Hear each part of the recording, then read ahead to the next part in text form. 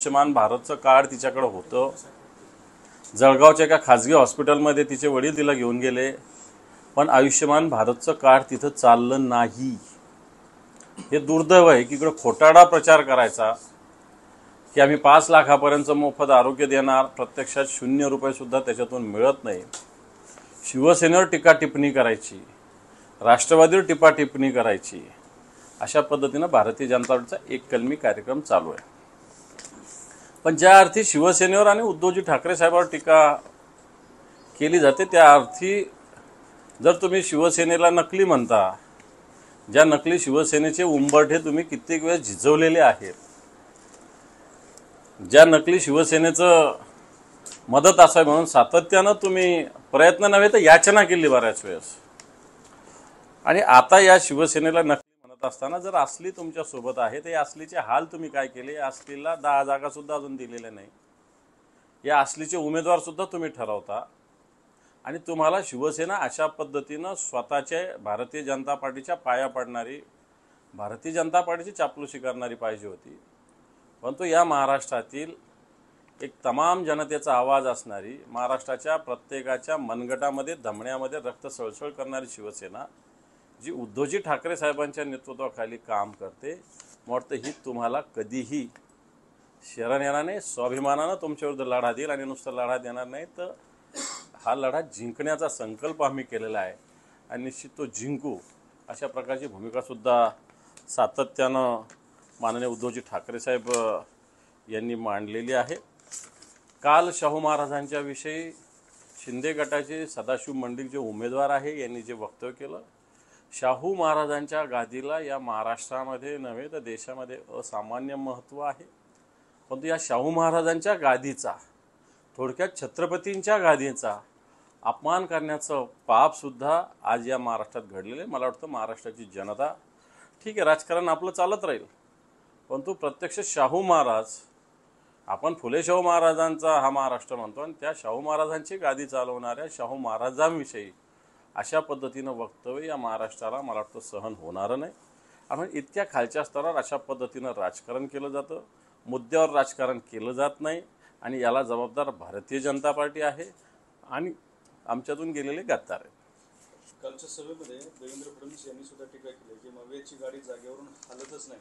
काँग्रेस पक्षाची अवस्था घरकाना घाट का झालेली आहे आणि ही निवडणूक ग्रामपंचायती नाही तर देशाचे पंतप्रधान निवडण्याचे आहे आणि मोदीच देश सुरक्षित ठेवू शकतात, अशी 2-3 वक्तव्य. मला असं वाटतं तुम्हीच लक्षात ठेवलं पाहिजे की ही इलेक्शन ग्रामपंचायतीची नाही, ही इलेक्शन देशाची आहे.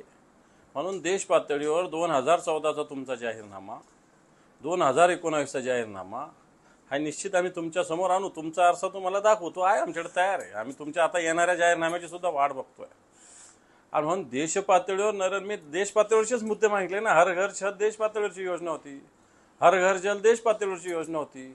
आज देशाची अर्थव्यवस्था, देशाचं GDP काय स्थितीत आहे, तुम्ही काळं धन भारतात आणणार होते त्याचं काय केलेलं आहे तुम्ही?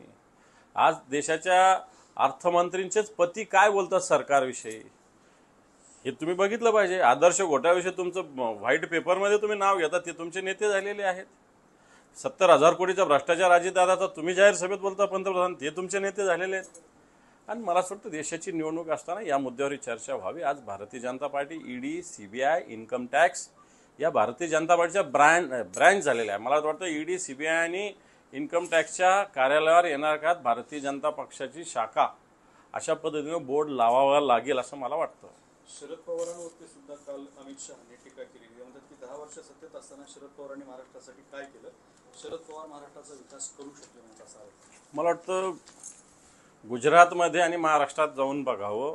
या महाराष्ट्राचा विकास अतिशय ताकदीनं पुढे गेला आहे आणि हा विकास होत असताना शरद पवार साहेबांनी या महाराष्ट्राचं जे नेतृत्व केलं, एक दूरगामी नेतृत्व, आणि या दूरगामी नेतृत्वाचेच परिणाम महाराष्ट्रात विकासाच्या दृष्टीनं पुढे जातो याचं दिसतंय. त्यामुळं बाकीचं जर देशातले वेगवेगळे राज्य बघितले आणि महाराष्ट्र बघितलं तर महाराष्ट्र निश्चित विकासाच्या दृष्टीने पुढे जाणारं राज्य आहे. चंद्रकांत पाटलांचं एक वक्तव्य आलं की काही दिवसात बारामतीवरती बेटिंग लागेल. अजितदादाकडे खजिना आहे तर शिंदेकडे चावी. म्हणून यांचं खजिन्याच्या आधारावर सगळं राजकारण चालू आहे. बरं झालं त्यांच्या मुखातून हे वक्तव्य बाहेर आलं की खजिन्याच्या बळावर अजितदादा काय करतायत आणि शिंदे काय करतात, महाराष्ट्र बघतायत. मग तो खजिना, मोठे मोठे खजिनेवाले या महाराष्ट्रानं घरी बसवलेले आहे. हे उदाहरण महाराष्ट्राने देशाला वारंवार दाखवलेलं आहे. सुनीत्र पवारांच्या प्रचार पत्रकावरती राज ठाकरेंचा फोटो वापरायला सुरुवात झाली आहे तेव्हा महायुतीकडे सगळीकडेच राज ठाकरेंचे फोटो आता वापरून सुरू केले. चांगलं आहे ना. याच राज ठाकरेंनी उत्तर भारतीयांना कसं पेटावून लावलं, कशा भूमिका मांडल्या. याच राजसाहेबांनी मागच्या वेळेस मोदींच्या विषयी काय भूमिका मांडली होती, या सगळ्या भूमिकासुद्धा आता राजसाहेबांच्या फोटोमुळे समोर येतील. महायुतीला पाठिंबा दिल्यानंतर राज ठाकरे आणि नरेंद्र मोदी एका मंचावर येण्याची शक्यता आहे. 17 मेला मुंबईत महायुतीची प्रचार सभा आहे शिवाजी पार्कला. त्या ठिकाणी राज ठाकरे आणि नरेंद्र मोदी एका मंचावर आलेले असतात. येऊ द्या, चांगलं होईल, आले पाहिजे. याचे मला असं वाटतं परिणाम भारतीय जनता पार्टीला बिहार, उत्तर प्रदेशसारख्या राज्यातसुद्धा भोगावे लागणार. कारण मी मुंबईत होतो मागचे 2 दिवस. ज्या पद्धतीनं उत्तर भारतीय लोकांचे, बिहारी लोकांचे, यूपीच्या लोकांच्या रिॲक्शन, प्रतिक्रिया आलेल्या आहे राज ठाकरेच्या पाठिंब्यानंतर. वाटतं भारतीय जनता पार्टी महाराष्ट्रातच नाही तर बिहार, उत्तर प्रदेशसारख्या राज्यामध्ये सुद्धा याचे परिणाम भारतीय जनता पार्टीला भोगावे लागणार आहेत. पक्षफुटीवरून 2 महत्त्वाची वक्तव्य समोर आले. त्यामध्ये प्रफुल्ल पटेलांचं आणि छगन भुजबळांचं आहे. प्रफुल्ल पटेल म्हणतात की दादांच्या शपथविधीनंतर शरद पवार आमच्यासोबत येण्यासाठी 50% तयार होते असं. मला असं वाटतं गेल्यानंतर अशा सगळ्या वक्तव्य होत असतात. 50% तयार होते. आधीचं पण अजितदादांचं वक्तव्य आलेलं आहे. या वक्तव्याला आता कोणताही अर्थ उरलेला नाही असं मला वाटतं. प्रफुल्ल पटेलांचं वक्तव्य आहे की 2014च्या निवडणुकीत पवारांनी एनडीए सोबत अर्थात भाजपसोबत जाण्याचा प्रयत्न केला होता. त्यानंतर तुम्हाला सर्वांना आठवत असेल की शिवसेना आणि भाजपचं 2014 साली बिनसलं होतं आणि भाजपला बहुमतापेक्षा थोडेच कमी आमदार होते.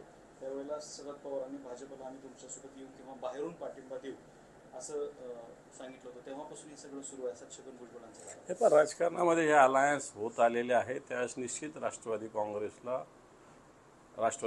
भारतीय जनता पार्टीला पाठिंबा दिला होता. आमचा मुद्दाच तो होता की आम्ही राष्ट्रवादी सोबत घेतल्यानंतर तुम्ही कोल्हेकुई मोठी केली होती, परंतु तुम्ही 2014लाच भारतीय जनता पार्टीने राष्ट्रवादीला सोबत घेतलं होतं.